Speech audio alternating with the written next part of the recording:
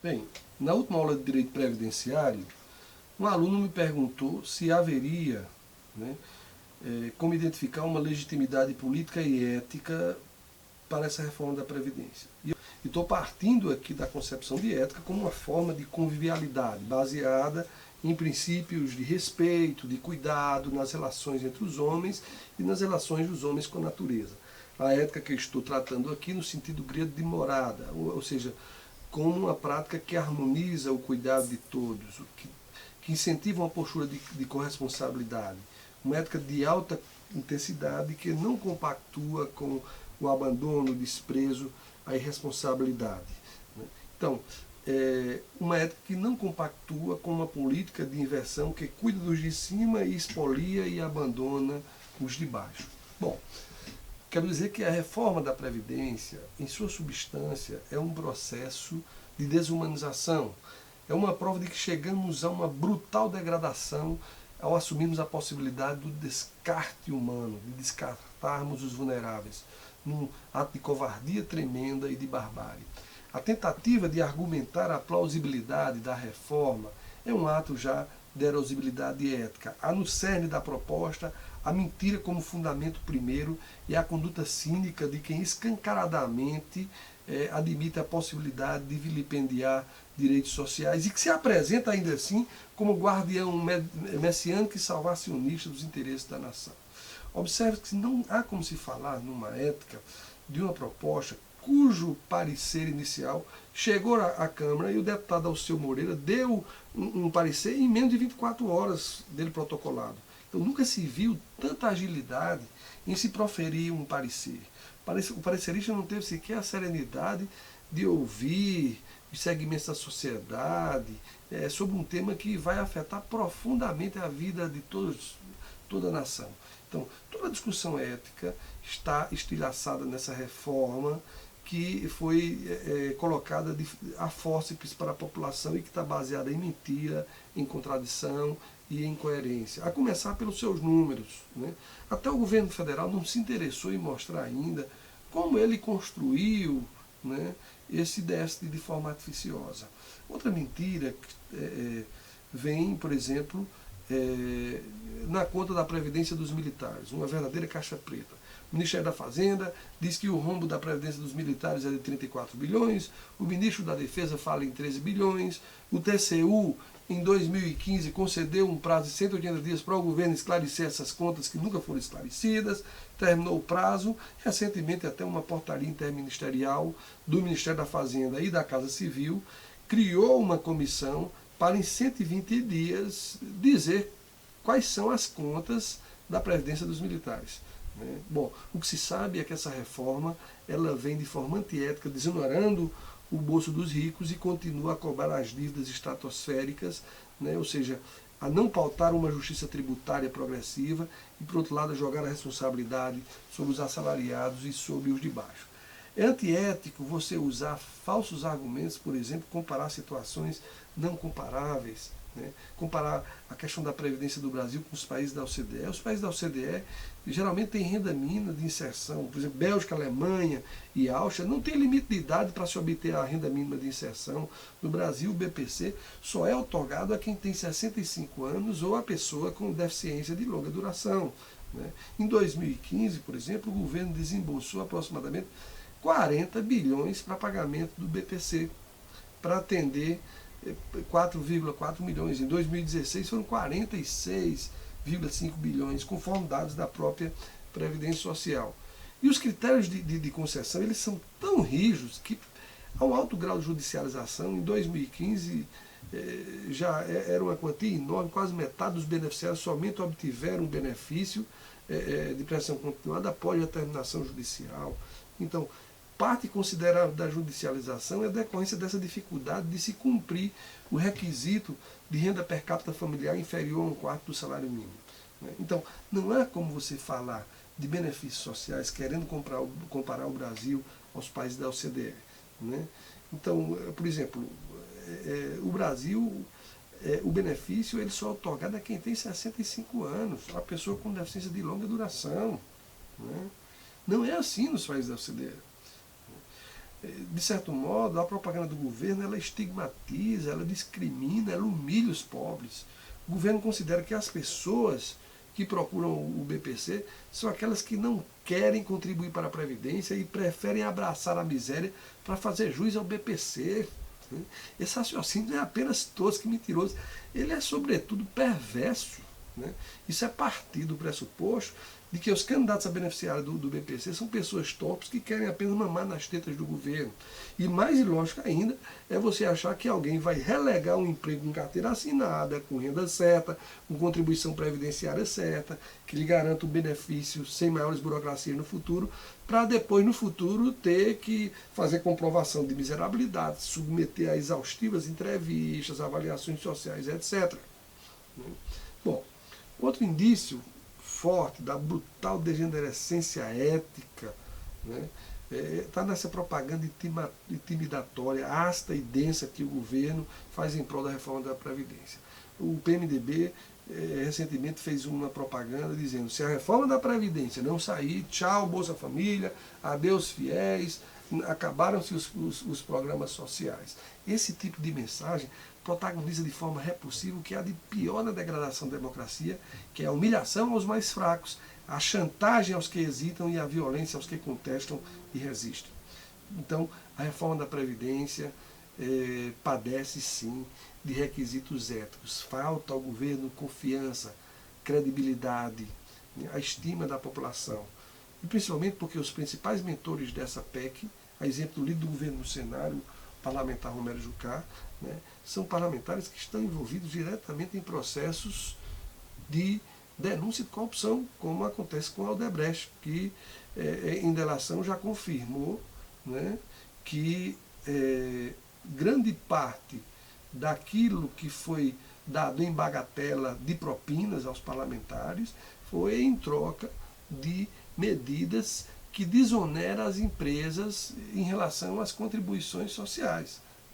Claro que isso é tudo um plano de um golpe, o golpe de 2006, que representou uma estratégia articulada por políticos obscenos, que controlam e continuam a controlar, em nome dos cultores moralistas, dos leitores fundamentalistas do mercado, de pessoas que se reúnem em torno da intolerância, do machismo, da homofobia, todos esses num processo de ruptura da inclusão social dos mais vulneráveis. Então, no controle desse golpe de 2016 estão aquelas pessoas que sangraram os recursos públicos, corromperam o processo legislativo, encheram os bolsos ilicitamente e ainda assim tentam aparecer para a nação como salvadores da pátria e defensores de Deus e da família.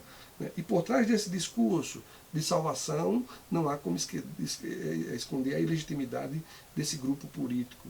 Apesar dos esforços da mídia hegemônica de tentar chancelar quem assacou o poder, a permanecer, a explorar a overdose de si, ainda que para isso a sociedade venha a pagar um preço violento com a irrupção cotidiana da barbárie social. Bem, induvidosa a legitimidade do Congresso para apreciar essa proposta de reforma, na medida em que esses parlamentares que hoje defendem a PEC 287 estão envolvidos em escândalos, inclusive em favor de grupos empresariais envolvidos na competição global da concorrência intracapitalista. Observe-se que o Ministério Público Federal apurou e reconheceu que membros do Congresso negociaram a aprovação de várias leis, vários projetos de lei, tratando de uma variedade de assuntos, tais como a isenção do PIS e COFINS, que beneficiaram corporações em prejuízo direto à Seguridade Social. Então, se nós percebermos somente o depoimento do primeiro delator da Odebrecht, ele vai dizer, por exemplo, que a Odebrecht pagou aproximadamente 17 milhões aos congressistas em troca de aprovações de leis que beneficiassem a empresa. A empresa obteve benefícios no montante de 8,4 bilhões com a aprovação de apenas 2 medidas provisórias. E não foram só apenas 2. Pelo menos o delator Cláudio Melo, que foi ex-vice-presidente institucional da Odebrecht, ele disse que existia um caderno de propinas lá e que ele se lembra que pelo menos foram, nas contas dele, 14 medidas provisórias, 14 projetos de leis que beneficiaram diretamente a Odebrecht, gerando aí para a empresa um ganho direto de 140 bilhões de reais. Né? 140 bilhões de reais, isso aí é mais de 3 vezes, né, o que se gasta do BPC no ano. Né? Então, até na delação, o Melo Filho ele dá um exemplo da medida provisória 255 de 2005, né, também chamada Lei do Bem, né, que tinha como objeto a desoneração tributária, isentando de PIS e COFINS, né, relativamente à matéria-prima do NAFTA, que é um dos produtos da Braskem, Braspetroquímico da Odebrecht. Né. Ele cita também a medida provisória 449, a Árvore de Natal, que além do perdão das dívidas viabilizou uma anistia da ordem de 9,5 bilhões para a Odebrecht. Né. A medida provisória 460, eu lembro bem, que na delação ele fala que permitiu uma renúncia fiscal de 280 milhões ao Odebrecht, só uma medida provisória. Né. Então, foram muitas as alusões a medidas provisórias, eu não lembro todas, mas, por exemplo, tem uma lá, uma medida provisória, acho que é a 563, chamada Plano Brasil Maior, né, que concedeu descontos e isenções ao Odebrecht num montante de mais de 40 bilhões. Né. A medida provisória 613, que tratava sobre os descontos dos impostos sobre a comercialização do álcool, que beneficiou a Braskem, também do grupo do Odebrecht, rendeu de propina somente a Caju, segundo o caderno de propineiros, a bagatela de 7 milhões. Né. A medida provisória 627, né, que reduziu a tributação sobre os lucros das empresas da construção civil, né, permitiu uma bagatela de propina das 5 milhões para a Justiça e Caju. Né? Então, fora outros pacotes de bondades que estão citados na delação, como eu lembro agora a medida provisória 677, que foi alterada no Senado, sofreu o veto da presidente Dilma, mas não impediu que o senador Romero Jucá articulasse a derrubada do veto, procurando de imediato, né, provocando de imediato uma elevação das ações da Braskem da ordem de 1,5 bilhão. Não por acaso a Braskem assinou, né, um acordo de leniência comprometendo-se a devolver à União um valor de mais de 3 bilhões. Então, com a modificação de várias leis, a elaboração de várias leis, o Congresso permitiu, né, desonerações fabulosas. Né. O próprio Cláudio Melo Filho, ele cita que um senador mineiro, né, ele, nesses processos legislativos, só ele recebeu 15 milhões da construtora. Né. Então, ele calcula que só o Romero Jucá embolsou nesse período todo mais de 22 milhões de reais. Né. E o que dizer de um chefe do executivo que se aposentou aos 55 anos, apareceu 20 vezes citado no caderno de propina da Odebrecht, né, inúmeras vezes no processo de delação, e que vem agora para salvar a Previdência Social. Né. Então, como não bastasse todo esse histórico de escândalo, há um componente antiético, né, nessa mentira do déficit, né, que vem como um projeto salvacionista, né, e que vai afetar duramente, se for aprovada, as relações sociais no Brasil. Bom, mas há um outro aspecto ético na formulação da PEC. O governo entregou essa tarefa a um economista, um técnico, Marcelo Abirrâmia Caetano, e secretário da Previdência Social, e esse técnico demonstrou evitar o diálogo com os movimentos sociais. Né. Durante todo o período de preparação da proposta, ele só escutou apenas as entidades representantes do mercado financeiro, né, prestigiando notoriamente os interessados diretos na privatização da Previdência.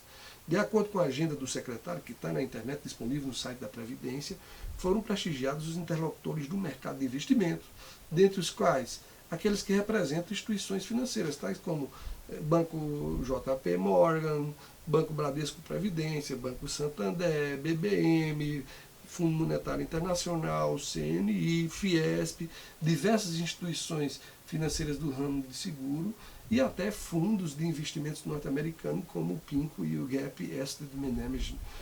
Então, somente um dia antes de apresentar a PEC, é que o secretário recebeu dirigência de uma central sindical, que indica que foi uma atitude meramente pro forma. Mas por que, né, o Marcelo Caetano apenas escutou as instituições financeiras que lucram com a previdência privada? Não será preciso esforço para se perceber que o citado economista é o próprio representante do mercado privado aparelhado nas entranhas do Estado. Então, registre-se que em 23 de fevereiro de 2017, recentemente, foi protocolado perante a Comissão de Ética da Presidência da República uma denúncia por uma central sindical, né, dizendo que o senhor Marcelo, o principal técnico e mentor da PEC 287, né, tinha sérios conflitos de interesse na reforma da Previdência. Né? E mais ainda, ele não poderia figurar na medida em que ele é membro do Conselho de Administração da Brasilprev, uma instituição que tem interesse direto no mercado de previdência privada. Então, essa promiscuidade entre o servidor público no exercício do seu encargo estatal e o negócio privado viola diretamente a Constituição, o Código de Conduta da Alta Administração Federal, né, viola o princípio da moralidade e coloca em questão a própria lealdade. E o que se esperar de alguém que ganha da previdência privada e está na missão de elaborar, né, e salvar a previdência pública, com a responsabilidade de um servidor que trabalha e deve obediência a um grupo privado que tem interesses egoístas conflitantes com os interesses da previdência pública. Afinal, ética é um comportamento marcado pela coerência nas relações sociais. Por isso que só a ética, com transparência, sem dubiedades e sem antagonismo de interesse. A gravidade da denúncia não afeta qualquer pessoa, mas alguém que foi o responsável direto e grande mentor da elaboração da PEC. Mais ainda, um servidor de carreira que, coincidência ou não, vem propalando em seus discursos que a previdência social não é política social e não envolve responsabilidade para a solução da desigualdade social. Né? Acho que na tentativa de revogar a Constituição Federal de 88, né? Por último, e não menos grave também, é a questão envolvendo o relator da Comissão Especial da Reforma da Previdência, o deputado Arthur Maia, que em sua campanha eleitoral de 2014 recebeu doações da Bradesco Vida e Previdência e de outras instituições financeiras que mantêm planos de previdência privada. Né? Então, isso está na própria prestação de contas do parlamentar à Justiça Eleitoral. Então, pela importância social e pelo impacto político da reforma previdenciária, a designação do Maia representa um patente conflito de interesses que fere o Código de Ética e Decoro Parlamentar da Câmara e que diz textualmente que não pode ser designado como relator parlamentar que recebe verba do doador. Bom, tudo isso nos leva a colocar em questão o debate ético e também a, uma vez por todas, dizermos não à PEC 287.